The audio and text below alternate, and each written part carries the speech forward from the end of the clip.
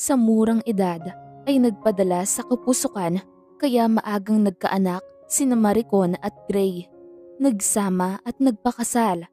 Ngunit ang pagsasamang iyon ay hindi nagtagal dahil sa hindi pagkakasundo.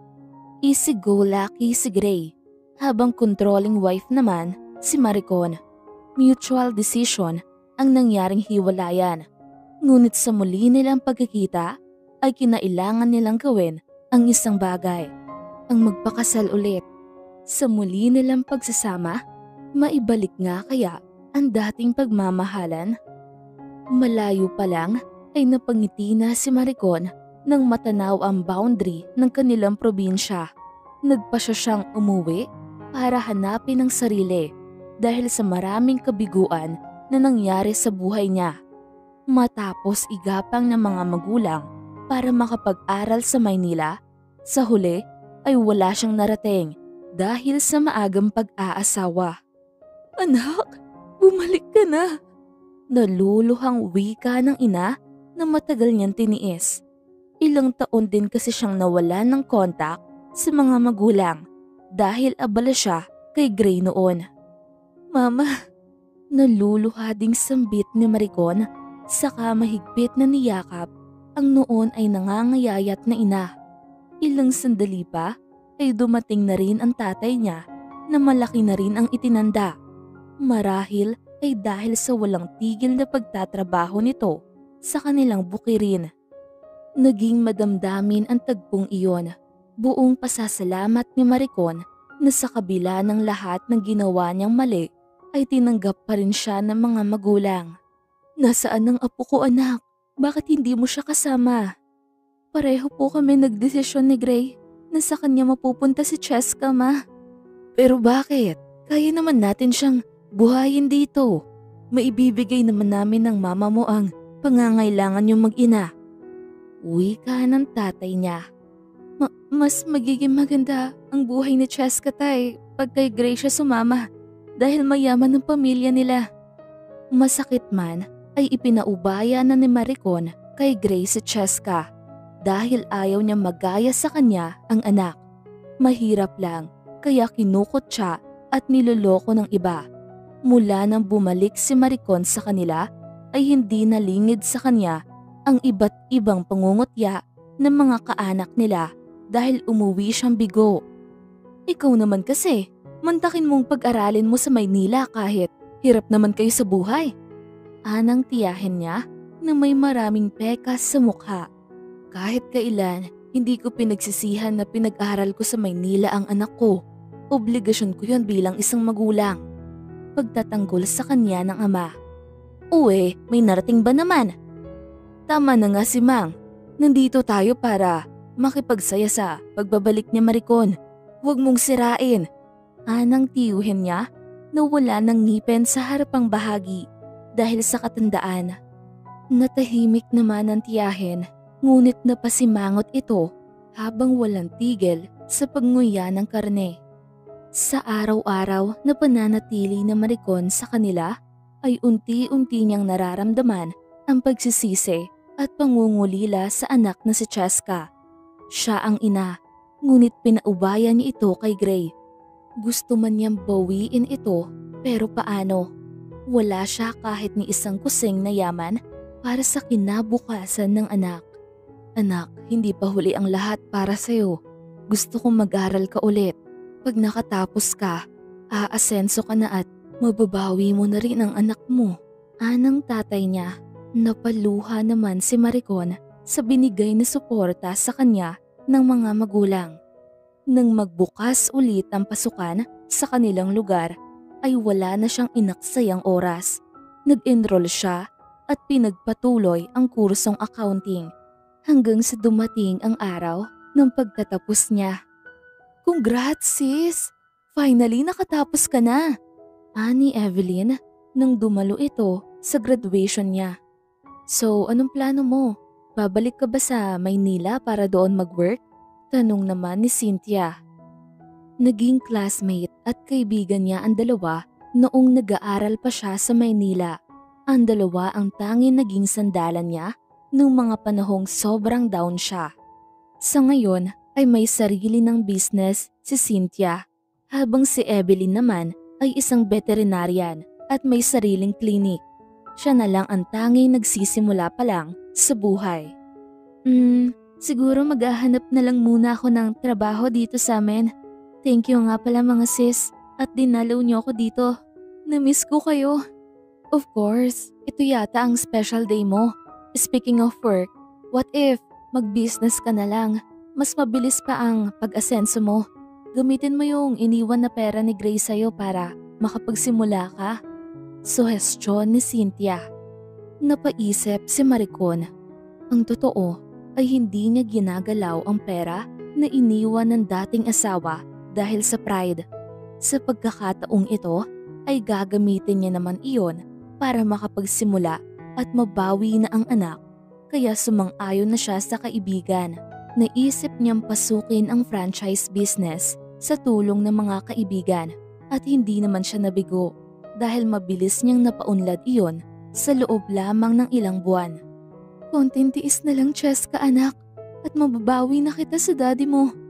Ani Maricon habang naluluha. Samantala, ilang taon na rin ang lumipas ay nagpa siya na ring bumalik si Gray sa Pilipinas. Matapos makakuha ng degree sa kursong engineer, handa na siyang i-manage ang firm ng mga parents. Paano si Cheska, iho? Isasama mo ba siya sa Pilipinas? Tanong ng mami niya. No ma'am, she's staying here. Hindi ko rin naman siya maaalagaan dahil magiging busy ako. Are you sure? Alalahanin mong malayo pa rin ang loob sa'yo ni Cheska dahil sa nangyari. And I guess this is the right time para magkaroon kayo ng moment together. Hindi mo ba narinig ang sinabi ni Gray? Magiging busy siya. Hayaan mo na si Cheska sa atin. Tura ng dad niya. Mabigat ang loob na nilisa ni Gray ang Amerika dahil nagawa siyang tiisin ng anak. Noon pa man ay hindi na siya kinakausap ni Cheska matapos ang nangyaring hiwalayan nila ni Maricon. Dumating pa nga sa puntong nagre-rebelde ito at nagloloko sa pag-aaral kaya nagpa siya silang ikuha na lang ito ng tutor para sa bahay mag-aral. Dekar, what are you doing here? Gulat si Gray nang makita ang babae sa airport. Of course, I decided to go with you, Engineer Gray Santillan. Nangingitin tugon ng dalaga. Wala nang nagawa pa si Gray. Noon pa man ay palagi nang nakasunod ang dalaga sa kanya. Ang dalaga rin ang dahilan ng madalas na pagtatalo nila ni Maricon dahil iniisip ng dating asawa na may relasyon sila at ngayong hiwalay na sila ay mas tumindi ang pagnanais ni Dekar na makuha si Gray at handang maging ina para kay Cheska. Labis naman na sorpresa si Maricon nang ma-meet niya ang franchisor na kilala niya pala. Classmate niya ito noong elementary days. My God, Troy! 2 years ako naging franchisee sa company niyo. Tapos malalaman ko ikaw pala ang may-ari. Actually, kailan lang naman na inalaw ako ni Dad na i-manage ang business dito. I've been busy for my resto in New York. Hindi na nagulat pa si Maricon. Mayaman naman talaga ang family ni Troy. I offer you a partnership. I want to have my branch here like coffee shop, delicacies and other beverages. Gusto mo ba? Dagdag pa ni Troy. Talaga? Bakit ako? Seryoso ka ba? Oo naman. Well, you are the only person who I can trust to if ever na kinailangan kong pumunta sa New York for business. Hindi na tumanggi pa si Maricon at sinunggaban na kaagad ang alok ng kaibigan. Magandang pagkakataon iyon para mas umangat pa sa buhay. Wow, and who's that Troy Angeles? New papa mo? Minsan ay tanong ni Cynthia. Kausap niya ang mga kaibigan sa video call para ikuwento ang magandang balita. Hoy, huwag nga kayong issue. Si Troy yun. Dati kong classmates noong elementary days. He's now my franchisor and soon to be my business partner. Business partner or soon to be partner in life. Taas ang kilay na muling usisa ni Cynthia. Gaga, anong akala mo sa akin? Timawa sa lalaki? 3 years pa lang akong anal. Tapos pag may poging dumating, sunggab agad? Napahalakhak naman ang dalawa sa tinuran niya. Bakit hindi mo siya naikukwento sa amin? Tanong pa rin ni Evelyn. Hindi naman kasi kayo nagtatanong eh. Ay, pilosopo. Sa bunutan ko yung kilay mo eh. Naiinis na turan naman ni Cynthia. Actually, kailan lang din kami nag-meet. Nagulat pa nga kami sa isa't isa eh. Natatawa pa niyang kwento. After kasi ng graduation namin, pumunta na agad siya sa Amerika para doon na mag-aral. And then, pangungulit pa rin ni Cynthia. And then I surprised na siya pala ang franchisor ko. Oh, I see. I think it's a destiny. In fairness pogi siya. Inisto ko kasi ang account niya. Nanunukson tugon ni Cynthia. Basta, I'm so happy dahil napakagandang opportunity yon para sa akin. Ilang araw pa ang lumipas ay mas naging abala pa si Maricon. Madalas silang magkasama ni Troy para asikasuhin ang planong business. Nakahanap na rin sila ng magandang location para itayo ang restaurant nila. Be ready for tomorrow, Maricon. Imimit natin yung engineer na hahawak ng project para sa restaurant natin. Okay, palagi naman akong ready. Good, iyan ang gusto ko sa'yo eh. Hindi talaga ako nagkamali ng taong pinili na maging kasosyo. Kinabukasan ay muli siyang sinundo ni Troy para i-meet ang nasabing engineer. Nang marating nila ang restaurant, ay kaagad pinakita ni Troy ang disenyo ng kanilang restaurant. By the way, look at this design. They are new graduate but they're doing great. Nasunod yung designs na gusto natin. Iniabot sa kanya ang laptop kung saan naroon ang design ng resto nila. Oh, that's good. Aniya pa at tinawag ang namataang waiter saka umorder ng pagkain. Smoked salmon bagel sandwich ang inorder niya at isang fruit juice. Habang si Troy naman ay tanging juice lang ang nasa harapan nito. Busy siya sa kakasubo na magsalita si Troy. Okay, he's here. Wika nito at tumayo bilang respeto sa dumating. Mabilisan namang sinubo ni Maricon ang huling kagat na sana ng sandwich. Ngunit malaki iyon kaya medyo nahirapan siyang nguyain. Bahagya siyang yumuko at hinuwakan ng lalamunan. Hey, you must be Troy Angeles, right? I'm really sorry I'm late. Medyo traffic kasi eh. Anang baritong boses. It's okay. By the way, this is my business partner. Ani Troy. Lumagok muna ng juice si Maricon upang ganap na bumaba ang kinain niya dahil mukhang nagmamarcha pa sa kanyang lalamunan ang kinain at masakit iyon sa pakiramdam. Ngunit natigilan siya nang makita ang kaharap. Bumilis ang pagtibok ng kanyang puso. Hindi niya agad nalunok ang juice na iniinom at nanlaki ang mata habang nakatingin sa kaharap. Naubo siya kaya pumasok sa ilong niya ang juice kaya pakiramdam niya ay nalulunod siya. Are you okay, Maricon? Nag-aalalang tanong sa kanya ni Troy habang tinatapik ang kanyang likod. Sunod-sunod na pag-ubo ang ginawa niya dahil sa labis na kabiglaan nang makita ang engineer na si Gray pala. Okay lang ako. Aniya, saka muling tumitig kay Gray na halatang nabigla rin nang makita siya. Hindi ko akalaing dito pa tayo magkikita. Nangingiting wika ni Gray. Lalong bumilis ang pagtibok ng puso ni Maricon nang muling masilayan ang makalaglag panty na mga ngiti nito. Lalong gumwapo ang dating asawa. Ang dating totoy na pangangatawan, ngayon ay may malapad na dibdib na tila masarap sandalan. Kumusta ka na? Tanong ni Gray. Gusto nang hampasin ni Maricon ang sariling dibdib dahil mistula itong tambol sa lakas ng kabog. Magkakilala kayo? Nagtatakang tanong ni Troy. She's my ex-wife. Wow, what a coincidence. I mean, I'm really surprised. Gulat na bulalas ni Troy. I was surprised too. After 3 years, hindi ko akalain sa ganitong paraan tayo magkikita ulit. Ani Gray habang titig na titig pa rin kay Maricon. So if it's okay for the both of you, pwede na ba nating ituloy ang meeting? Ani Troy. Of course, kaagad na sagot ni Maricon. Iniwas niya ang tingin kay Gray at muling lumagok ng juice para alisin ang tensyon na nararamdaman niya. Pakiramdam niya ay may bahagi na nakaraan niya ang biglang nagbalik, kasabay ng pananabik na muling makita si Cheska. Naupo ito sa tapat niya at kahit hindi siya nakatingin ng diretsyo kay Gray ay alam niya nakatitig pa rin ito sa kanya. "Are you okay, Maricon?" Tanong ni Troy nang mapansing hindi siya mapakali. "If you want, we can continue this next time. I know this is really awkward for the both of you." "No, just continue. We're here for business." Aniya pa at pinilit na itoon sa business ang isipan. Bumalik sa pinag-uusapan sina Troy at Gray, ngunit wala doon ang diwa niya. Kating-kati na kasi siyang tanungin ang lalaki tungkol sa anak nila at mukhang napansin naman agad iyon ni Troy. "Okay, maybe we can continue this next time. Mukhang wala sa mood ang partner ko eh. Kung okay lang sa'yo, Mr. Santillan?" "Of course, okay lang sa akin." "Troy, sorry ah." Nahihiyang wika ni Maricon. "Okay lang, I understand. I know the feeling. Anyway, just text me kung nakauwi ka na. Pupunta ako sa bahay niyo." Anito, saka iniwan na sila. "Kailan ko pa dumating? Si Cheska. Gusto ko siyang makita." "You really change a lot." Sa halip ay sagot ni Gray.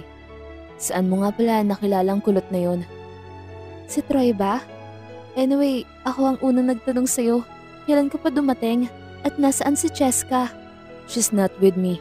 Tipid na sagot nito. "Ano? Nasaan siya? Bakit hindi mo kasama? Alam mo bang ang tagal kong hinintay ang pagkakataong ito? Tapos sasabihin mo na hindi mo siya kasama? God, Gray, sa'yo ko binilin ang anak ko tapos sasabihin mo." Wait. Will you just calm down?" Natatawang saway nito sa kanya. "Okay, babawiin ko na ang sinabi ko. Hindi ka pa rin pala nagbabago. Ang ingay mo pa rin." Natahimik siya sa sinabi nito. Naiinis siya sa pagiging pasuspense sa pagsasabi nito tungkol sa kanilang anak. "Nasa Amerika pa si Cheska. Hinihintay ko lang na matapos ang school year niya and we stay here for good." Nangislap ang mata niya sa narinig.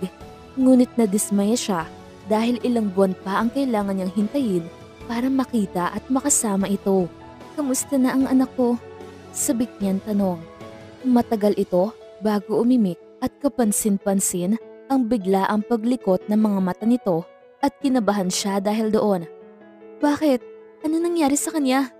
"Don't worry, she's in good hand." Napahinga siya ng maluwag sa sinabing iyon ng dating asawa. "Dalaga na ba ang anak ko? Kasi the last time I checked, deactivated na ang account niya. Bakit?" "You can use my account if you want to see her. And you will be surprised. Yes, dalagang-dalaga na siya." Dinukot nito ang cellphone sa bag at pinakita ang picture ng anak. Natutop niya ang bibig nang makita iyon. Napakaganda ni Cheska niya. Stolen shot iyon na nakatingin sa malayo ang anak habang nakangiti at litaw ang dimple sa magkabilaang pisngi na namana ng anak sa kanya. "How about you? Kamusta ka na?" Narinig niyang tanong nito sa kanya. "Parang ang laki na ng pinagbago ng buhay mo ngayon. May business ka na." "Yes, nakakatuwa 'di ba? Akalain mo yon, ikaw pala ang engineer sa itatayo naming branch."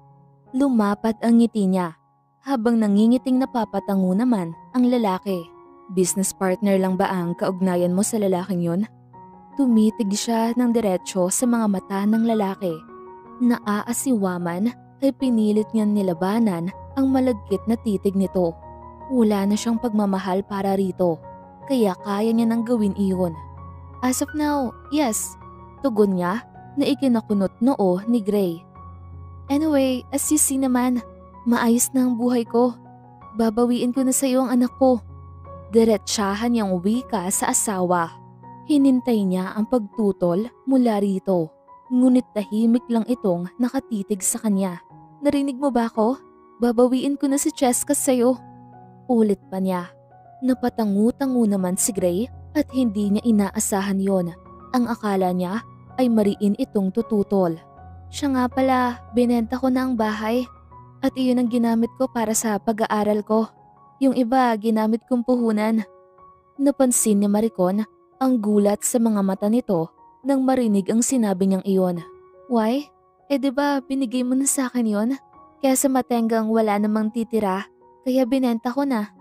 Agad niyang paliwanag. "I just can't believe na naging madiskarte ka na sa buhay. Natuto lang sa pagkakamali ko noon. Kapag nga naiisip ko yung nangyari noon na maaga akong nagpauto sa pag-ibig, natatawa na lang ako. Tumatawa niyang sambit. Really? Kaya ba nakakita ka na agad ng bago to replace me? Sarcasticong tugon ni Gray. What are you saying? Si Troy ba ang tinutukoy mo? Saka siya humagalpak ng tawa. Napansin naman niya ang biglang pagbabago ng ekspresyon sa mukha ni Gray. Nakasimangot ito na tila hindi nagustuhan ang mga sinabi niya. Bakit? Nagsiselos ka ba? Aniya. Si Gray naman ang humagalpak ng tawa at siya naman ang napasimangot. Selos? Sorry to offend you but I don't know what's the meaning of that word. Anyway, I have to go. Kailangan ko mag-report sa office namin. Isa pa, baka kanina pa hinihintay ni Kulot yung text mo. Tumalikod na ito sa kanya at walang lingon-lingon na nilisan ang lugar na yon. Sus, napakayabang! Nang makauwi siya, ay agad niyang kinuha ang cellphone sa bag para silipin ang account ni Gray na matagal niya nang hindi tinangkang tignan. Nasasabik siyang makita ang maraming larawan nito na matagal niya nang hindi nakikita. Ngunit agad na napalitan ng inis nang mabungaran ang cover photo ni Gray. Profile picture nito ang anak, samantalang ang tatlong kasama ang babaeng sumira sa kanilang pagsasama na walang iba kundi si Decar. Tila isang masayang family picture ito kung pagmamasdan. Matamis ang ngiti ng bawat isa, pati na rin ang anak niya na nakahawak pa sa braso ng babae. Bruha ka! Pati anak ko gusto mong agawin ah! Gigil niyang sabi. Sobrang dismayado siya kung bakit kasama ng mag-ama niya si Decar. Doon na-realize ni Maricon na mukhang tinuloy nga ng dalawa ang relasyon na itinatanggi noon ng lalaki. I don't care kung sila magkatuluyan, pero sa akin ang anak ko. Mga ilang araw pa ay muling nag-appoint ng meeting si Troy. Pansin ni Maricon ang malamig na pakikitungo sa kanya ni Gray, ni hindi ito tumitingin sa kanya. Nakakainis, bakit parang siya pang galit sa akin? Siya nga tong nilantad pa sa mundo ng social media ang relasyon nila ng babaeng yun. Gigil niyang wika sa isip. I really like your designs. I heard na you are new graduate and you have your own engineering firm. Humahangang wika ni Troy. Huh? New graduate? So wala ka pang gaanong experience, right? Are you sure you can handle this project? Ani Maricon. Actually, it's my parents' belongings. Sagot nito kay Troy bago siya tinapunan ng malamig na tingin. And as far as I know, our client are satisfied to our service. Nakangiting tugon nito sa kanya na ikinairita ni Maricon. Are you sure? Yung marriage life nga natin hindi mo na i-handle ng maayos? Ito pa kayang business? Gigil niyang singhal sa lalaki. Napahalakhak naman si Gray. Miss Maricon, tungkol pa ba sa business ang pinag-uusapan natin? O tungkol na sa ating dalawa? Ha? Maski siya ay nagulat sa sarili dahil sa ginawa. Ano ba naman tong pinagsasabi niya? Bakit napunta na sa kasal nila ang usapan? Oh wait, I want you to meet my architect and she is on the way now. Pag-iiba ni Gray sa topic na mapansing namumula siya sa hiya. She? So babae pala ang architect niya? Good luck sa'yo, Decar. I swear iiyak ka rin tulad ko. Aniya pa sa sarili. Well, that's good para naman makilala rin namin siya, 'di ba? Baling sa kanya ni Troy. Yes, malapad ang mga ngiting sambit ni Maricon. I'm sure she's pretty, right? Smart, hot and pretty. Tila pang iinis na sagot naman ni Gray. Napapakamot na lang at naiiling si Troy dahil sa pasaringan ng dalawa. Oh, there she is. Sinunda ni Maricon ang direksyon kung saan nakatingin si Gray. Pakiramdam niya ay gumuho ang mundo niya nang mapagmasdan ang babae. Kahit na malaki ang pinagbago nito ay hindi siya maaaring magkamali.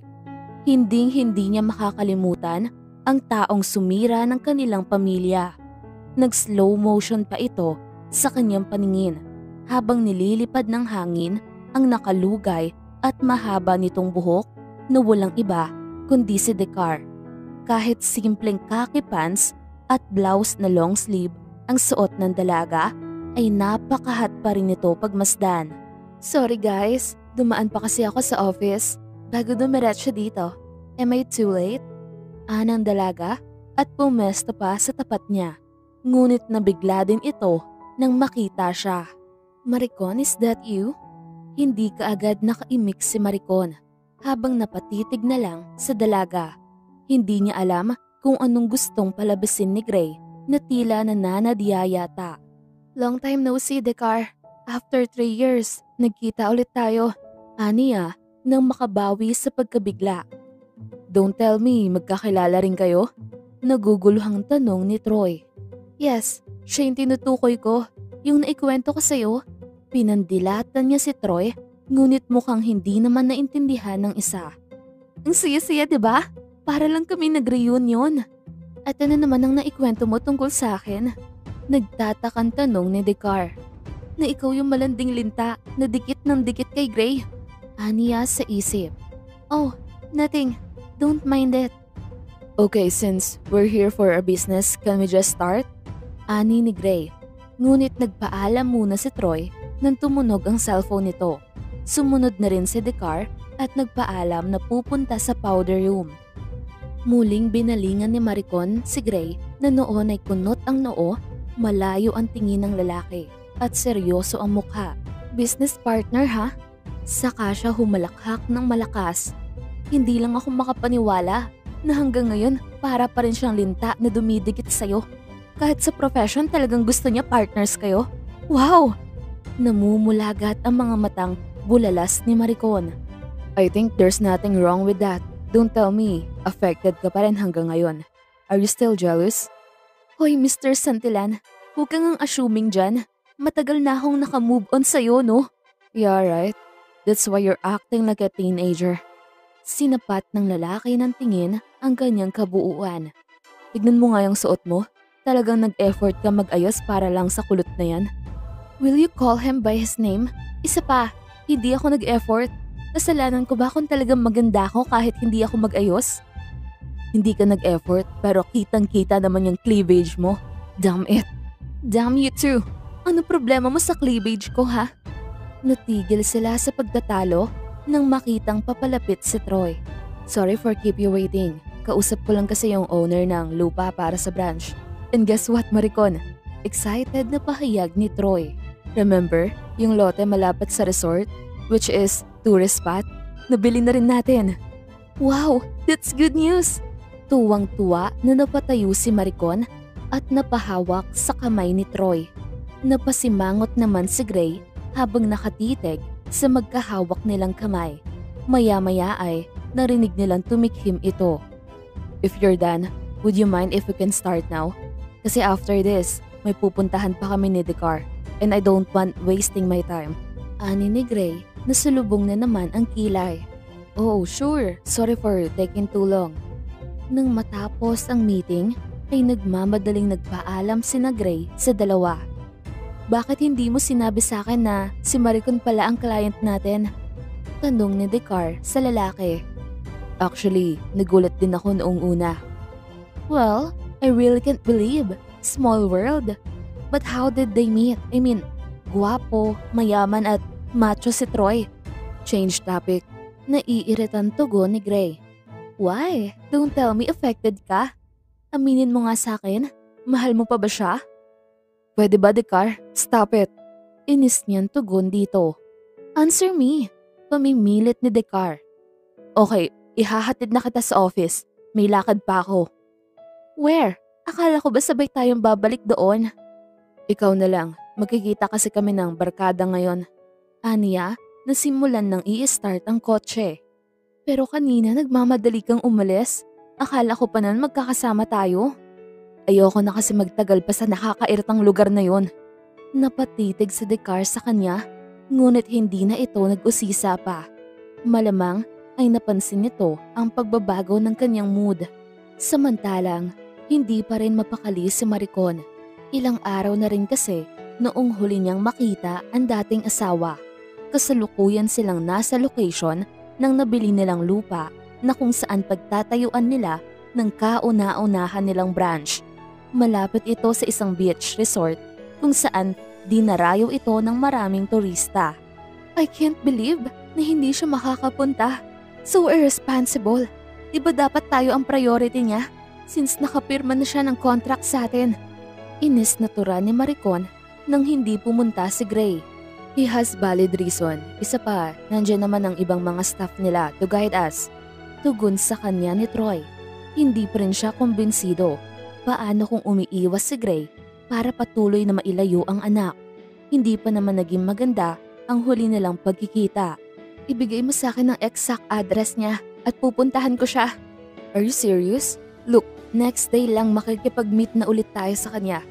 Hindi na ako makapaghintay pa. Gusto ko na makausap ang anak ko. Pagpupumilit niya. Baka naman siya ang gusto mong makita. Pabirong tugon sa kanya ni Troy. No way. Isa lang nararamdaman ko sa kanya ngayon. At yun ay matinding inis at galit. Inis niyang sambit habang nilalapirot ang hawak na panyo na tila pinanggigigilan yata. Naiinis siya sa kadahilan ng hindi pa rin mawala sa kanyang isipan ang nangyari sa restaurant na kung saan ipinamukha nito ang ugnayan pa rin nila ni Decar. Matapos mahingi kay Troy ang exact address ng dating asawa ay nagpasya siyang sa araw din na yon ay pupuntahan niya ito at hindi na siya makapaghintay pa ng bukas para makausap ang lalaki. Gabi na nang marating niya ang condo unit ni Gray. Sunod-sunod na pindot ang ginawa niya sa doorbell. Nang bumukas ang pinto, ay papungas-pungas na lumabas si Gray. Napakurap-kurap pa ito nang makita siya na tila hindi makapaniwala. Bahagya namang natigilan si Maricon nang makita ang itsura nito. Naka-shorts at sando lang ito, kaya lumantad sa kanya ang macho at magandang pangangatawan ng lalaki na tila alaga sa gym. Napatitig din siya sa mamula-mula nitong mga labi na dati lang ay nahahagkan niya anumang oras. Ngunit ngayon ay mukhang pagmamay-ari na ng iba. What are you doing in this hour? At paano mo nalaman kung saan ako nakatira? Simple lang. Hiningi ko ang address mo kay Troy. Pasimple siyang sumulyap sa loob. Inaasahang makikita si Decar. For what? Nalilitong usisa pa rin ng lalaki. Baka gusto mong papasukin muna ako. Matara niyang tugon dito.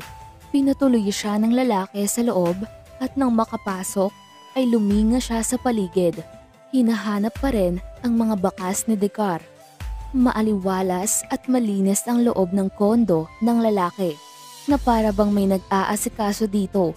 Kaya naman mas lalo siyang nakumbinse na nagsasama na nga ang dalawa. Nang ganitong oras? Nangingiting tanong nito. Sumilay ang pilyong ngiti nito sa mga labi na tila nagpabilis ng tibok ng kanyang puso. Talagang napakalakas pa rin ng karisma ng dating asawa. Umiwas siya sa titig nito at kunwari ay nilibot ang tingin sa paligid. Ang hirap naman kasi hanapin ng kondo mo, no? Mabuti at ayos lang kay Decar na dito tumira. Juan ay tanong niya. Napansin niya ang pagkakunot ng noo nito at maya-maya ay mahinang tawa ang lumabas sa bibig nito. Si Decar, alam mo kung pumunta ka rito para alamin kung nagsasama ba kami? Well, not.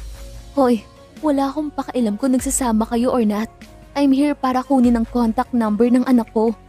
Pagtataray pa niya habang namumula ang pisngi. Believe it or not, our daughter is not interested in any gadgets.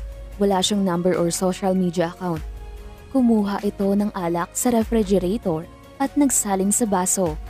You want to drink? Alok pa nito sa kanya. Alam mo, napaka-imposible ng mga sinasabi mo eh. Okay, ayoko na makipagtalo pa. Tawagan mo na lang ang mommy or daddy mo para makausap ko ang anak ko. I think it's a bad idea. Ani ni Gray na muling napatitig sa kanya. Yes, it's really a bad idea talaga na inisin ako. At saka, bakit ka ba umiinom? Nagpapainit. Ngumisi ito ng pilyo. Gusto niyang matawa sa paraan ng paggising nito na parang demonyo. Eh kung batuhin kaya kita ng shoulder bag ha?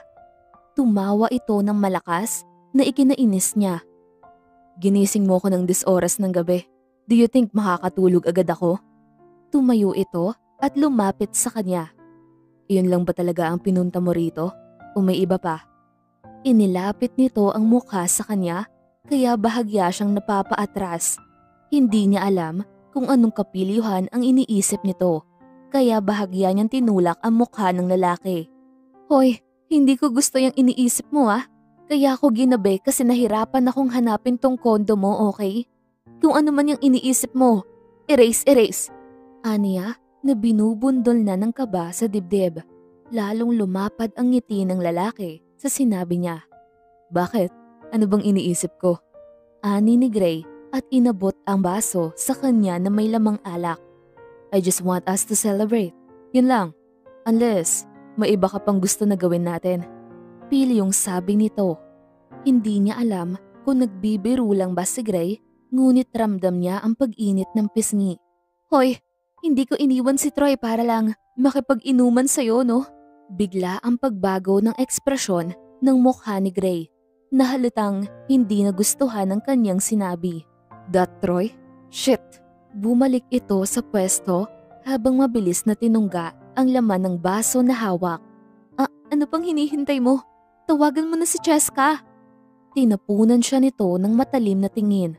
Hindi niya mabasa ang kinikilos nito na kanina lang ay hindi mawala ang ngiti. Ngunit ngayon ay tila ba gusto siya nitong lamunin ng buhay. Can't you wait for at least a month to see her? Tila naiiritang asik ng lalaki sa kanya. I don't get it. Ako ang mami niya. Pero bakit parang ayaw mo kung makausap siya? Why? Ngunit ni hindi man lang siya nito pinansin at patuloy lang sa pagsalin ng alak sa baso. Naiinis siya sa ikinikilos nito na para bang may itinatago tungkol sa anak nila. Simple lang naman ang gusto niya, ang makita o makausap lang ang anak kahit sa cellphone lang. Umuwi ka na, wala ako sa mood. You can't do this to me, Gray. Look, I promise to call you pag nakausap ko na si Cheska, but not now. Sa ngayon, asagkasuhin mo na muna si Troy. Siya naman ang importante sa'yo, diba? You can leave now. Sa huli ay wala ring nagawa si Maricon, kundi hintayin ang araw ng pagdating ni Cheska. Sisiguraduhin niya sa araw na yon ay kukunin niya na ang anak. We're so lucky to have this place. Kung gusto mo, after natin dito, dumaan muna tayo dyan sa katapat na resort. Ani ni Troy nang minsan makapunta sila sa site. Okay, sige. I guess we need to relax paminsan-minsan. Hey guys, nandito pala kayo. Sorry, we're checking the quality of the materials, kaya hindi namin napansin ang pagdating nyo. Ani ni Dekar nang lumapit sa kanila kasama si Gray. After this, plano namin ni Maricon na mamasyal dyan sa katapat na resort. Wanna join us? Alok ni Troy sa kanila. Huwag na natin silang istorbahin sa trabaho nila, Troy. Di ba busy kayo? Pagtutol ni Maricon. Yes, we need to. Sasama kami. Agad na putol ni Gray sa sasabihin ni Dekar. That's good. Okay, kukunin ko lang ang mga gamit ko sa kotse. Pagpapaalam ni Troy. Napatitig si Gray kay Maricon na noon ay nakasimangot. Pasimple niyang hinagod ang kabuuan nito. Nagiinit ang ulo niya sa suot nito.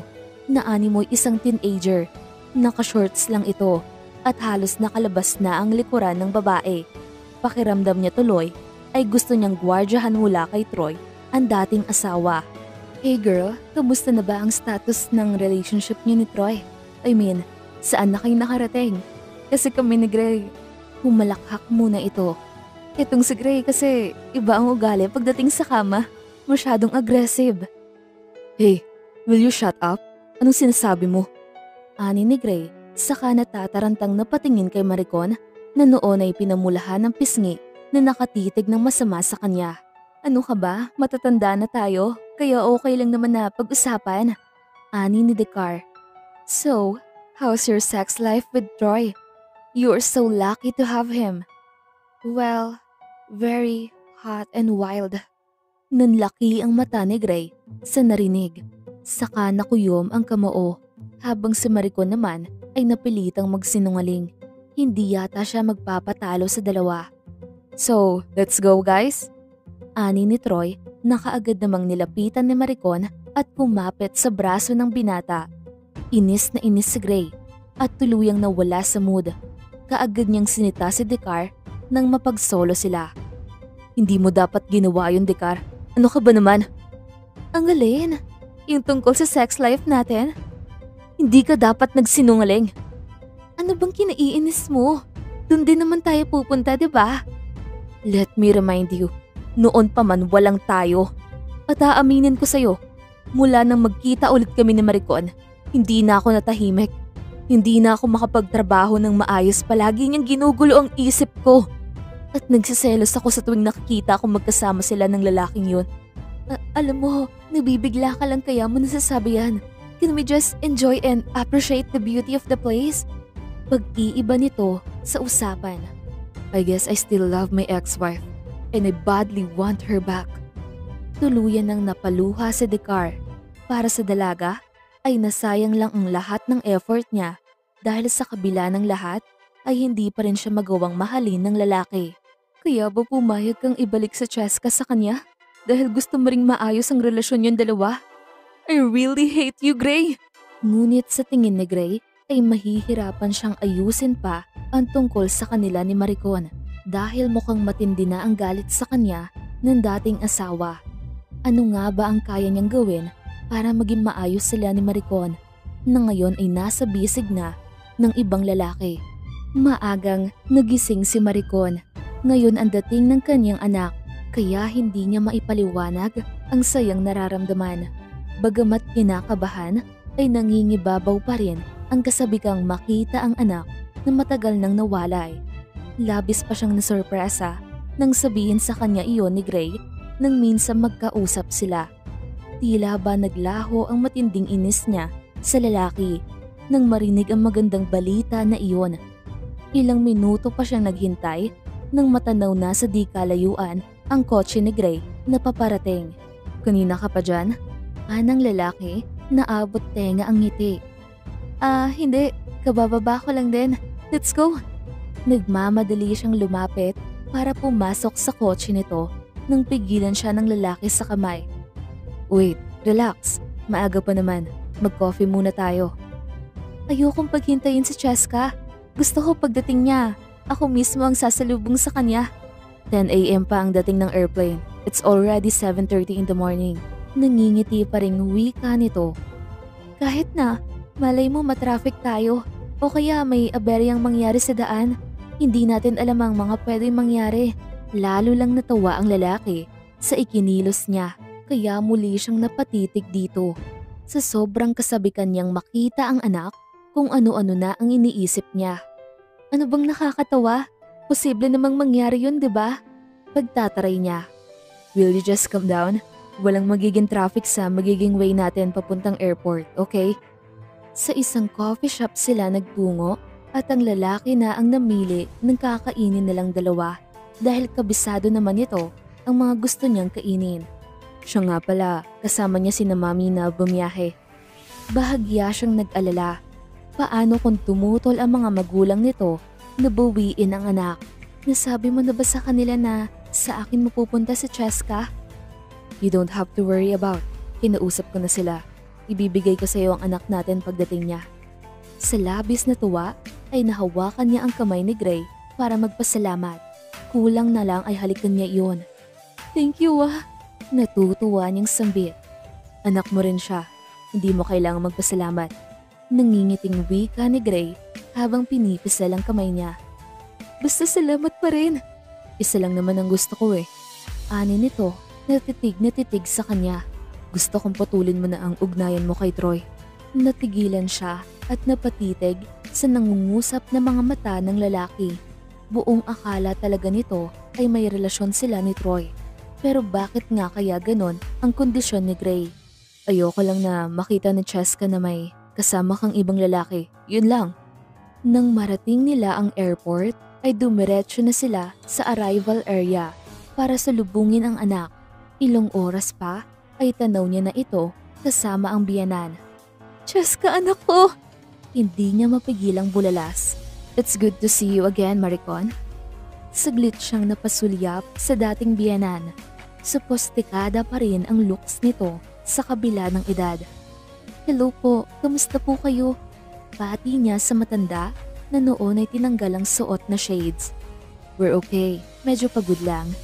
Muli siyang napasulyap sa anak na nakatitig pa rin sa kanya.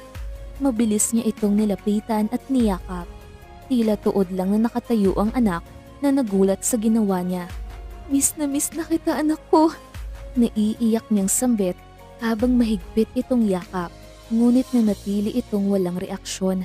Naramdaman niya ang malamig na trato nito.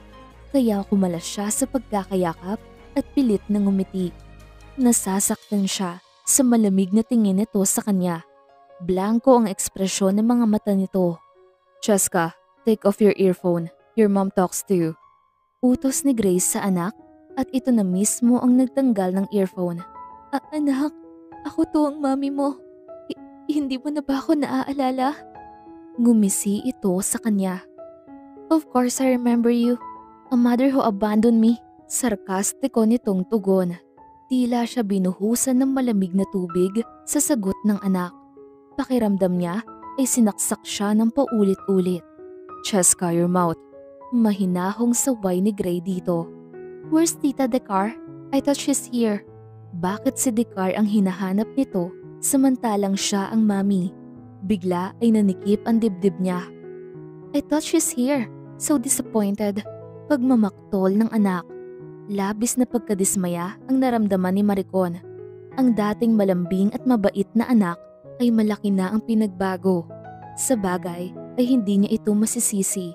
Hindi maganda ang iniwan niyang alaala at marahil ay masama ang loob nito dahil iniwan niya ang anak sa dad nito.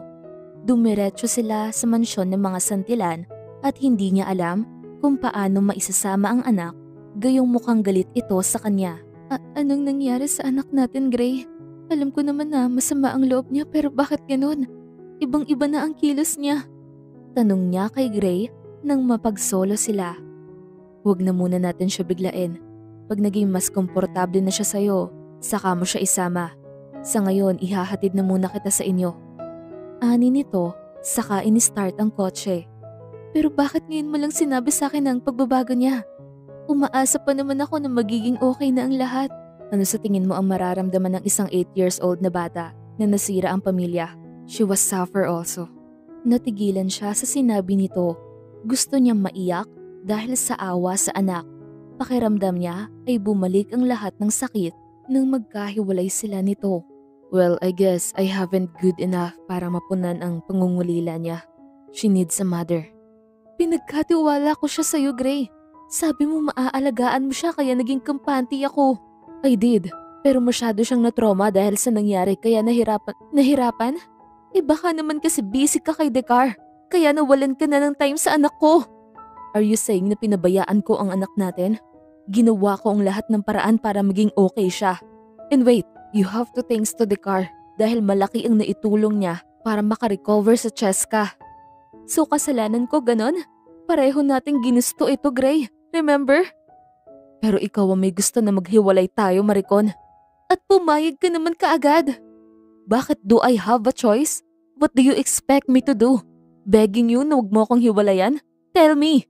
Sarkastikong tugon ng lalaki. Napakagatlabi siya. Ayaw man niyang aminin ay iyon talaga ang gusto niyang mangyari. Ang suyuin siya nito gaya ng palagi nitong ginagawa. Ngunit hindi nito ginawa at hinayaan na lang mawasak ang kanilang pamilya. Padabog na binuksan na Maricon ang pinto ng kotse para lumabas. Ngunit pinigilan siya ng lalaki. Saan ka pupunta? Hindi pa tayo tapos mag-usap, Maricon.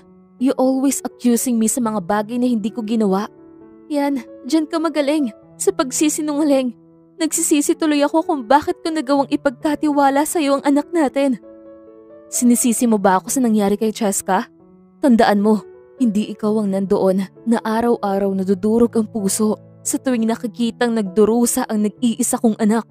Hindi na siya umimik pa. Bumitaw siya sa pagkakahawak dito at muling pinilit na buksan ang pinto. Ngunit pinigilan siya ulit nito at pilit na isinandal sa upuan. Huwag mo ko tatalikuran, hindi pa tayo tapos. Ani nito na halos ilapit na ang mukha sa kanya. Let me go. Wala na tayong pag-uusapan pa. Ipapamukha mo lang naman sa akin na magaling si Decar dahil nakuha niya ang puso pati ng anak ko. Singhal niya sa lalaki, ngunit nanatiling nakaharang ang braso nito kaya hindi siya makawala. Hinampas niya pa ito sa dibdib para lang mabitawan siya. Ngunit nanatiling nakaharang ang lalaki. Ngunit nagulat siya nang bigla siya nitong yakapin ng mahigpit. Pakiramdam niya ay nanghina ang buo niyang katawan nang maramdaman muli ang makulong sa bisig ng lalaking minamahal. "Huwag ka munang umalis. Let's fake this." Ani nito habang mahigpit siyang yakap na tila ayaw siyang pakawalan. "Let's fix our family. Hindi pa huli ang lahat. Let's get married again para kay Cheska." Ikinagulat iyon ni Maricon. Tama ba siya nang narinig? Gustong makipagbalikan ni Gray para maging maayos ang pamilya nila. "Nagbibiro ka lang, 'di ba? Look, if we get married again, mapapatunayan natin sa kanya na nagbago na tayo. Maibibigay din natin sa kanya ang pamilyang gusto niya." Napailing-iling siya. "How can you sure na magiging maayos ang lahat pag nagpakasal tayo? The damage is already done. Hindi natin basta-basta maaalis ang sugat na nakatatak na sa puso niya." "Pero kailangan nating subukan. Isa pa." "Tama na. Hindi ako magpapakasal sa'yo, Gray. Please, bitahon mo na ako. Sasakay na lang ako ng taxi." "Kung nag-aalangan ka dahil iniisip mong may relasyon kami ni Dekar, pues nagkakamali ka. Dahil kahit kailan, hindi kami nagkaroon ng relasyon." Pinaandar na nito ang kotse para ihatid siya sa kanyang tinitirahan. Hindi na nakatulog pa si Maricon ng gabing iyon. Hindi mawala sa isip niya ang nangyari sa kanila ng anak.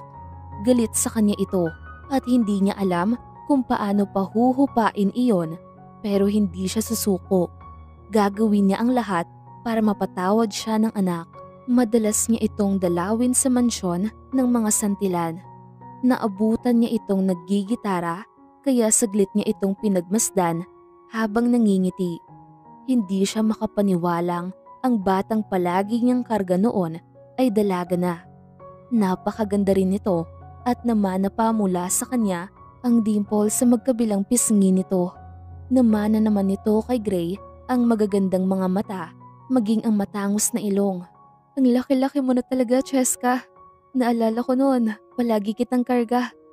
Napaangat ng tingin sa Cheska at kaagad na napasimangot. Saka muling itinuloy ang ginagawa. "At ngayon, ang galing mo pang maggitara. Dinaig mo ko, anak, ha?" Muli niyang sambit, ngunit nanatiling walang tugon ang anak. "Siya nga pala, alam mo bang gusto ka nang ma-meet ng lolo at lola mo?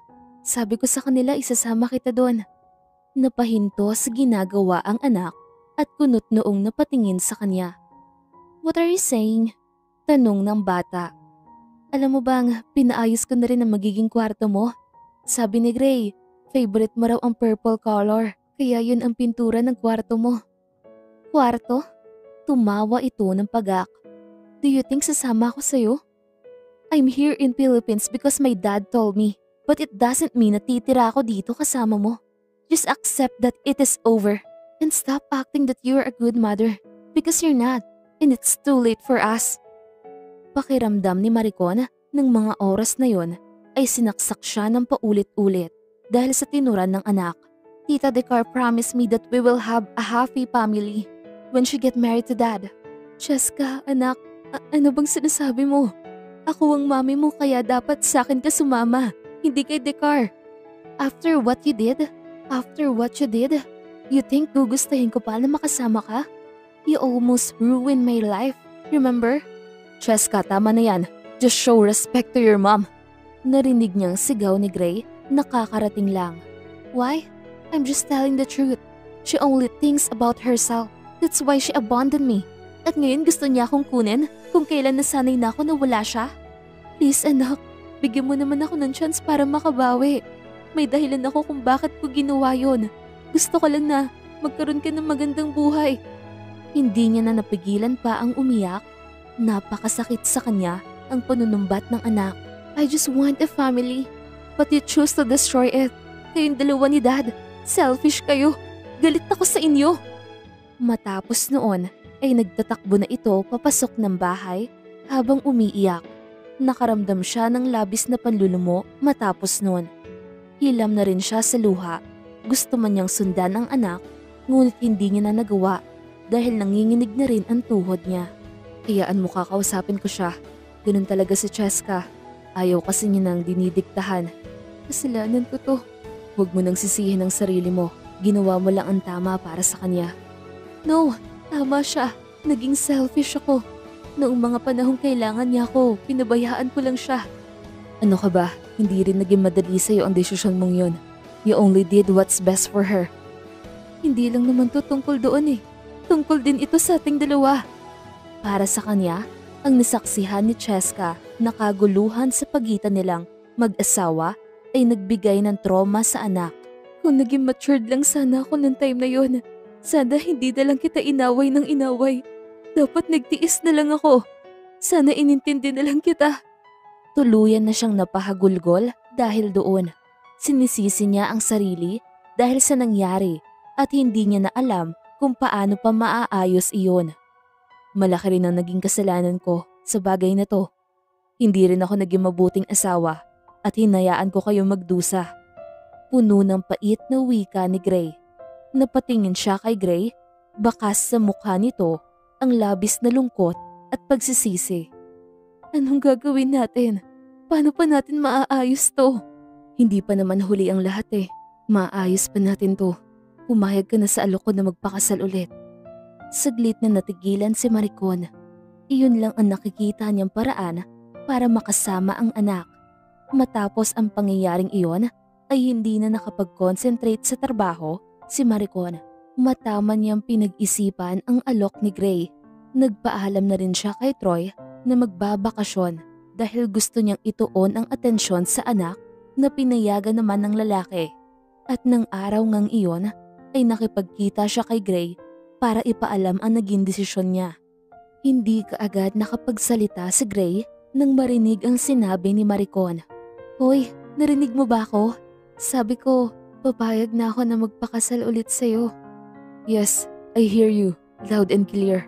Nangingiti niyang tugon. Maya-maya ay tumayo ito at lumapit kay Gray. Good, then let's have an agreement. Remember, sa papel lang tayo magiging kasal. And these are the rules. Iniabot ni Maricon ang papel sa kanya. No string attached, no pressure, no demands, no touch, at higit sa lahat, bawal ang ma-inlove ulit. Giit pa ni Maricon. Napahalakhak naman si Gray dahil hanggang ngayon ay tila niloloko pa rin ni Maricon ang sarili at nagkukunwaring wala na itong nararamdaman para sa kanya. Sigurado ka ba dito? No touch? As I remember, noong nagsasama pa tayo, ikaw lagi ang, "Shut up! Pwede ba Gray? Magseryoso ka!" Inis na sabi nito na namumula pa. Ginagawa ko to para sa anak natin. Pag nagpakasal na tayo, makakasama ko na ang anak ko. Tayo ang parents niya, kaya natural na tayo dapat ang makasama niya. Napahinto siya sa pagtawa dahil sa sinabi ni Maricon. Iyon nga lang ba talaga ang dahilan kaya nagpa siya itong magpakasal sa kanya? No feelings involved? Tinitigan niya ito ng diretso sa mata. Nakikita niya sa mukha nito na seryoso talaga ito sa sinabi. Gagawin nga nito ang lahat para sa anak. Sige na, pirmahan mo na tong kasunduan natin. Napabuntong hininga siya at tinitigan ng papel. Wait, can I make my rules also? Para naman patas tayo, di ba? Seryoso niyang sambit. I just want to add something, if it's okay with you. Ano pa bang gusto mong idagdag?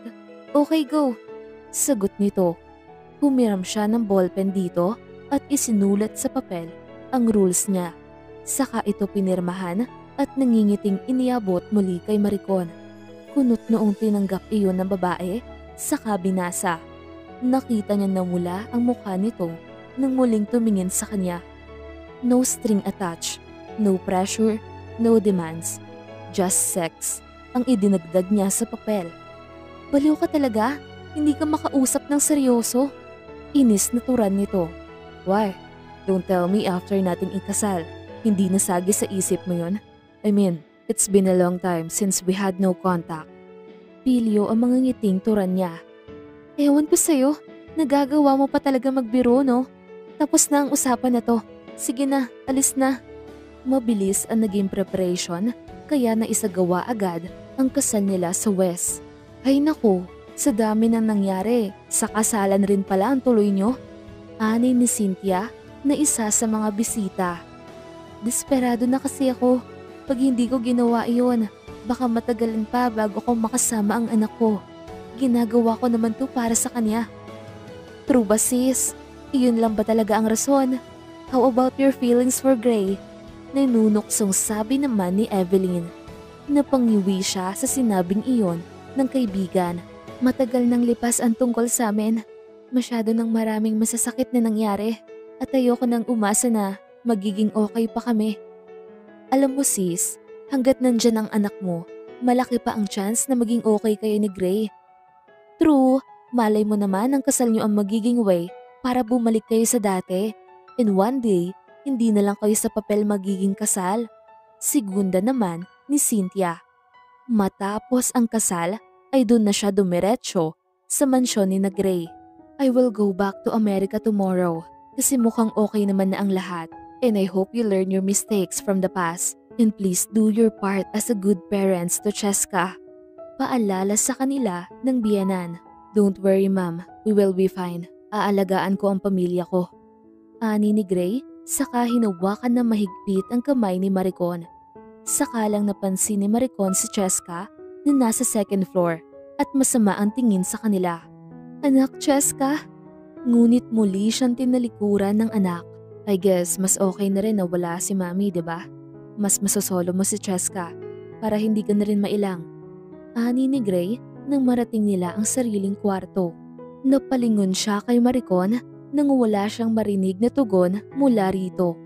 Bumangon siya para silipin ang maamong mukha ng asawa na noon ay tulala pa rin habang nakatingin sa kawalan. Ginagap niya ang kamay nito at naramdaman niya ang init noon. Kung iniisip mo sa Cheska, you don't have to worry. She needs to accept na kasal na tayo. Matatanggap niya rin. I will assure you that. Masuyong hinagka ni Gray ang kamay nito. Napakabango nun, kaya naman lalo siyang nakaramdam ng init. Miss na miss niya ang amoy ng asawa. Nakarating ang labi niya hanggang sa makinis at malambot na braso nito. Ngunit nanatili itong walang kakilos-kilos. Natigilan siya at muling tinitigan ang asawa na noon ay nakatingin pa rin sa kawalan. Maya-maya ay lumingon ito sa kanya. Nasaan ang kwarto ni Cheska? Gusto ko siyang puntahan.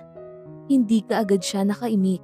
Mukhang hindi nito napansin na kanina niya pa ito pinapapak dahil sa lalim ng iniisip. Baka tulog na yon. Bukas mo na lang siya puntahan. Gusto ko lang siya makita ulit. Wala na siyang nagawa nang magpumilit ang asawa. Kaya sinamahan niya ito sa kwarto ni Cheska. Tulog na ang anak, kaya malayang nakapasok si Maricon. Gusto kong makatabi ang anak ko. Sige na, matulog ka na. Napakamot na lang ng ulo si Gray, saka tumalikod na. Doon ay yakap ni Maricon ang anak gaya ng ginagawa niya dati. Hanggang sa makatulog siya. Kinabukasan ay mabilis siyang napabalikwas ng bangon nang makitang nakatayo si Cheska at masama ang tingin sa kanya. What are you doing here? Good morning anak. Nakangiti niyang bati. Dito na ako natulog. Namimiss na kasi kita makatabi. Get out of my room. Pinilit ni Maricon na ngumiti kahit napapaso na naman siya sa matalim na titig ng anak. Anong gusto mong ulam? Gusto mo iluto ko yung favorite mo? Hindi ka na dapat nagpakasal ulit kay Dad. What makes you think na magiging happy ako na makasama ka? Cheska, please don't say that. Ako pa rin ang mami mo. Naiiyak na niyan tugon. And now you're begging, ha? I also beg. But you didn't listen. Ginawa mo pa rin ang gusto mo. At iniwan ako. And now you want me to come back? Bakit? Palagi na lang ikaw ang nasusunod? Stop dreaming that everything will go back to normal. Because it's not. Tuluyan nang naglandas sa magkabilang pisngi niya ang luha na kanina pa niya pinipigilan. Patunay lang na labis ang galit nito sa kanya. Ano bang dapat kong gawin para mapatawad muna ako? Get out of my life. Hayaan mo na kami ni Daddy kay Tita Decar. Hindi niya matanggap ang sinabing iyon ng anak. Pakiramdam niya ay paulit-ulit na sinasaksak ang dibdib niya sa sobrang sakit. No, hindi ako papayag. Ako ang mami mo at ako lang ang may karapatan sa'yo sa ayaw at sa gusto mo. Maotoridad niyang wika. Sige, magalit ka. Kamuhian mo ko. Tatanggapin ko yun. Pero sa akin ka lang dahil ako ang nagluwal sa'yo. Naiintindihan mo? Hindi maipinta ang mukha ng anak dahil sa galit. Pero iiwan mo rin naman ako ulit, di ba? Mag-aaway lang ulit kayo ni Daddy in the end. Aalis ka rin at iiwan mo ko. Singhal ng anak habang umiiyak. Napailing-iling siya. Hindi na mangyayari yun, pangako. Ang gusto ko lang naman, bigyan mo ko ng chance. Pagmamakaawa niya, saka niyakap ang anak. Nagpumiglas si Cheska, ngunit lalo lang niya itong niyakap ng mahigpit. Hindi niya susukuan ang anak hanggang sa mapatawad siya nito at bumalik ang dati nitong pagmamahal. Kalaunan ay mukhang nakasanayan na nga ni Cheska ang magising na si Maricon ang katabi. Mukhang nagsawa na rin si Cheska na awayin siya at hindi na lang din ito kumikibo. Ang aga mo san ka galing? Bati ni Maricon kay Gray nang makasalubong niya ito sa sala. May inasikaso lang ako sa office. Kinausap ko rin yung papalit sa akin habang nakalib ako ng matagal. Ikaw, bakit ganyan ang mukha mo? Malambing na tanong ni Gray, saka ikinulong sa mga palad nito ang mukha niya. Wala, gusto ko lang ipagluto sa Cheska ng breakfast. Aniya at tumalikod na, ngunit pinigilan siya nito sa kamay. Bakit pa? May mga maids naman dyan. Sila na bahala gumawa nun. Ako ang mami niya, kaya gusto kong ako ang mag-prepare ng food ng anak ko. Tinanggal niya mula sa pagkakahawak ang kamay nito, saka tinungo ang kusina. Siya nga pala, gusto mo bang mag-out of town tayo this week? Tanong ng lalaki na sumunod pala sa kanya. Gusto ko sana pero baka ayaw ni Cheska. Sa ngayon kasi parang mailap pa rin siya. Natigilan siya nang yumakap si Gray sa bewang niya mula sa kanyang likuran.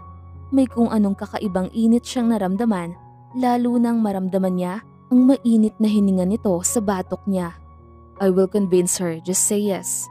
Ano bang ginagawa mo, Gray? Lumayo ka nga. Pilit niyang tinatanggal ang braso nito, ngunit malakas ito, kaya lalo lang humigpit ang pagkakayakap nito sa kanyang bewang. Ang aga namang magsungit ng misis ko, ani nito at dinampian siya ng halik sa kanyang pisngi. Hoy Mr. Gray Santillan, baka nakakalimutan mo yung usapan natin na no touch. Pagtataray niya dito, bago pa siya bumigay sa init na nararamdaman. Pumayag ba ako? Baka nakakalimutan mo. Pinalitan ko yon and you sign it. It means you agree. Pilit pa siyang pinaharap nito kaya mas lalong naglapit ang mukha nila. Magsasalita pa sana siya, ngunit mabilis nitong inangkin ang kanyang labi kaya hindi kaagad siya nakakilos. Pinilit niya itong itulak, ngunit mahigpit siya nitong yakap. Wala na siyang nagawa kundi tanggapin na lang ang halik ng lalaki. Sinubukan pa niyang huwag gantihan ang halik nito, ngunit kusang kumikilos ang kanyang labi. Ramdam niya sa bawat halik at haplos nito ang pananabik, kaya naman tuluyan na siyang nadarang. Tulad ng dati ay kinababaliwan pa rin niya ang halik ng lalaki at hindi niya maitatanggi iyon. Kahit ayaw niya ay talagang napakahirap paglabanan ang nararamdaman niya para kay Gray. Kapwa pa sila hinihingal na maghiwalay ang mga labi nila. Napapikit siya ng mariin at pilit na pinaglabanan ang nararamdaman. Tama na Gray, please bitawan mo na ako. Pakiusap niya sa lalaki. Bakit mo pinipigilan ang nararamdaman mo? Maliwanag naman na mahal natin ang isa't isa, pero ginagawa mo pa rin komplikado ang lahat. Sinabi ko naman na ang dahilan, di ba? Paulit-ulit ka. Isa pa, si Cheska ang priority ko dito at hindi ang nararamdaman ko. Pagdating kay Cheska, you can't do it by yourself. We are family here, kaya dapat kasali ako sa mga priority mo. Pagtulungan nating ayusin ang pamilya natin, babe. And I'll promise to be a good husband this time. Bulong pa nito. Wala na siyang nagawa nang muli siya nitong yakapin ng mahigpit. Magpapalit lang ako ng damit. Babalik ako para tulungan ka. Paalam ng lalaki at pumalikod na. Napapangiti siya habang sunod ito ng tingin. Mukhang paninindigan nito ang pangako na maging mabuting asawa. Walang pasidlan ang kaligayahan niya habang kaharap ang anak sa lamesa. Nagawa kasi itong makumbinsi ni Gray na sumalo sa kanila sa agahan. Kahit papano ay nakikinig ito kay Gray, kaya malaking tulong iyon para mapasunod ang anak. Cheska, gusto mo ba mamasyal tayo ngayon? Sabihin mo saan mo gusto pumunta. Basag ni Gray sa katahimikan. Dad, hindi na ako bata. I just want to stay in my room after this. Pero anak, magiging busy ka na sa pasukan. Kailangan ngayon pa lang, gawin mo na ang gusto mo. Dad, please, huwag mo na akong kulitin. Hindi na nangulit pa si Gray hanggang sa matapos itong kumain at iniwan na sila. Huwag tayong susuko. Kaya natin to, babe. Ani ni Gray kay Maricon, saka hinawakan ng kamay. Tumayo na si Gray at sinimulang iligpit ang pinagkainan nila. Kunot ang noo na pinagmasdan niya ito sa ginagawa. Hindi naman ito ginagawa dati ng lalaki. Isa itong senyorito sa pamilya at matagumpay na engineer. Pigil ang tawa niya habang pinagmamasdan ito na hindi nakaligtas sa paningin ng lalaki. Anong problema? Bakit ganyan ka makatingin? Wala. Hugasan mo yan, ha? Sumakit yung kamay ko sa pagluluto. Nangingiti niyang wika.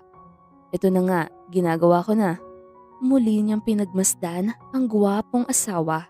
Hindi siya makapaniwalang maghuhugas talaga ito ng plato, kaya hindi niya na napigilan ng matawa. Tawa ka dyan. Hindi lang talaga ako makapaniwala na gagawin mo yan. Hoy, may kapalit to. Mamaya ka sa akin. Ikaw naman ang huhugasan ko bago ko kainin. Ani nito na kumindat pa sa kanya. Ha? Huwag ka nga magpa-cute asa ka pa. Pagtataray pa niya. Kahit paano ay kontento na si Maricon dahil nakakasama na ang anak. Magiging okay na sana ang lahat, ngunit muling eksena ang babaeng isa sa sumira ng pagsasama nila ni Gray. Anong ginagawa mo dito, Decar? Kunot noong tanong ni Gray nang makita si Decar na kausap ang anak. I told her to come. I want her to cook for me. Sagot ni Cheska.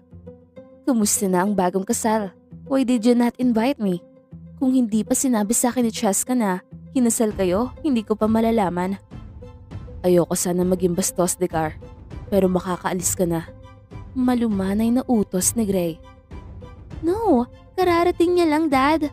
Ani ni Cheska na yumakap pa sa babae. Ano ko ba naman, Gray? Kararating ko lang, pinapaalis mo na agad ako?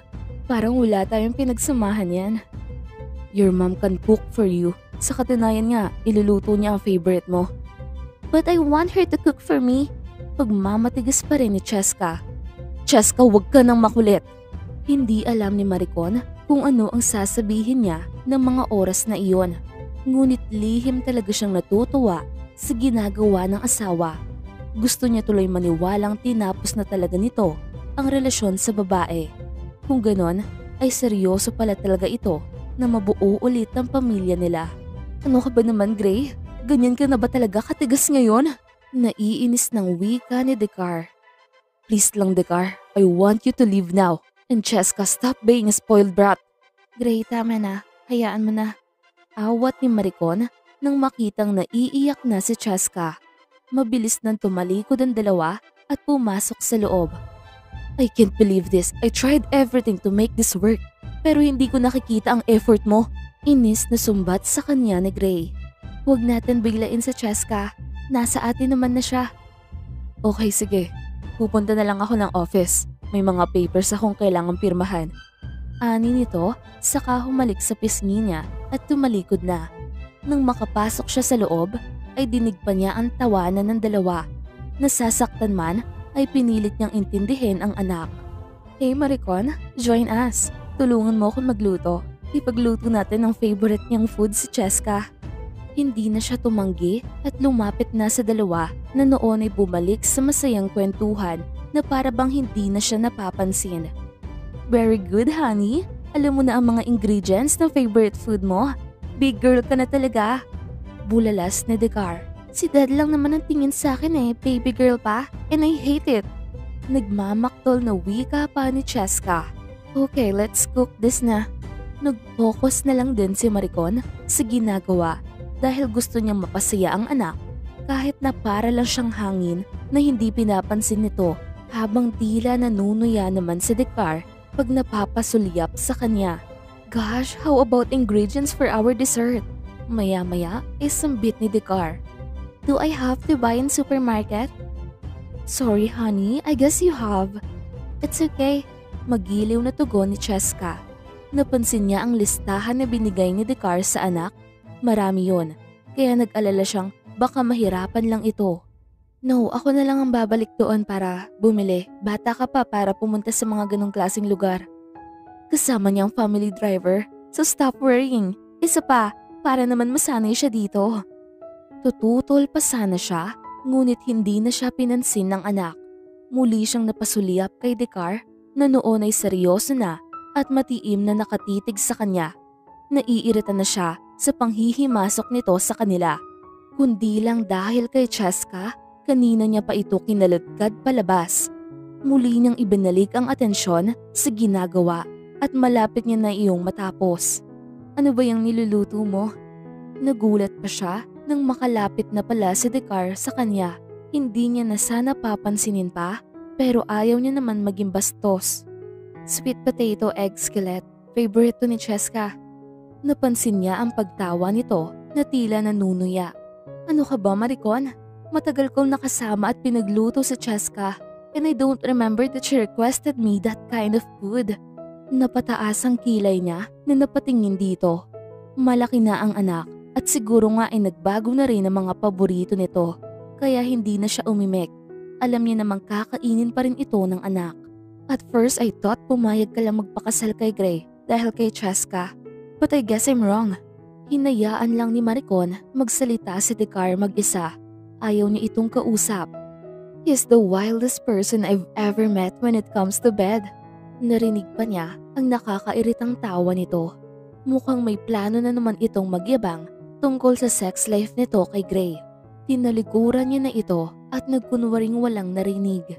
Kaso mukhang baliw na baliw talaga siya sa'yo dahil nagawa niya akong itaboy at kalimutan lahat ng ginawa ko. Natigilan si Maricon dahil nag-iiba na ang boses ni Dekar. Galit na yarn?